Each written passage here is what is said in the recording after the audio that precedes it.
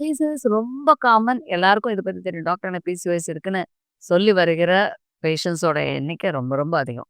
ஏன்னா, இதோட வெளிப்பாடு எல்லாத்துலயும் இர்ரெகுலர் பீரியட்ஸ் இருக்கலாம், ஹேர் குரோத் இருக்கலாம், உடம்பு வெயிட் அதிகமா இருக்கலாம். குறிப்பாக இருக்கிற ஒரு பிரச்சனை குழந்தையின்மை. இந்த குழந்தையின்மைக்கான இப்ப குழந்தையின்மைக்கான காரணம் எடுத்துட்டீங்கன்னா, ஆண்கள், பெண்கள் எடுக்கிறோம். பெண்கள்ல கிட்டத்தட்ட பல காரணங்கள் இருக்கு. ஒண்ணு கருமுட்டை வளர்ச்சி குறைபாடுகள். இது வந்து கிட்டத்தட்ட 40 முதல் 60% அந்த ஓவலேஷன் ப்ராப்ளம் இருக்கு. 20, 25% கருக்குழாய் ப்ராப்ளம். 10% எல்லாமே கரெக்ட்டா இருந்து குழந்தை பேறு பெற முடியாத சில அன்எக்ஸ்பிளைன்ட் ரீசன்ஸ்.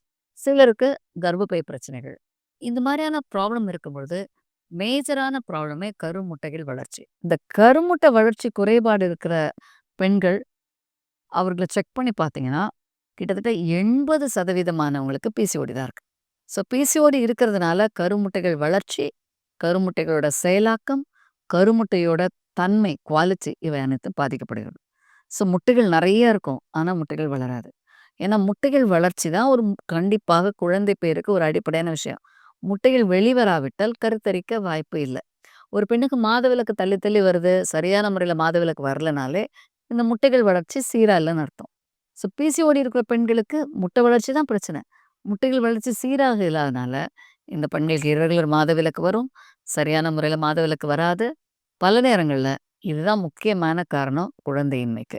இந்த பிசிஓஎஸ் இருக்கிற பெண்கள் வரும்பொழுது, எதிர்நோக்குற ஒரே ஒரு பிரச்சனை என்னன்னா, "டாக்டர் எவ்வளோ நாள் ஆகும் நான் கன்சீவ் ஆக?" அப்படின்னு கேட்டா, அவங்களுக்கு எந்த பதிலுமே நம்ம சொல்ல முடியாது.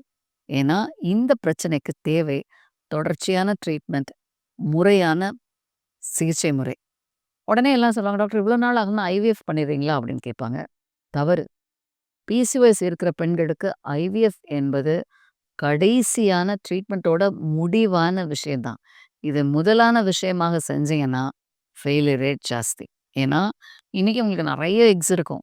நெறைய எக் வரும். ஆனா குவாலிட்டி கரெக்ட்டா இருக்காது. ஏன்னா, இந்த ஹார்மோன் பிரச்சனைகள்னால உருவாகுற கரு முட்டைகள்ல குறைபாடாகி, அதனால இந்த பெண்களுக்கு பலவிதமான பிரச்சனைகள் ஏற்படும்.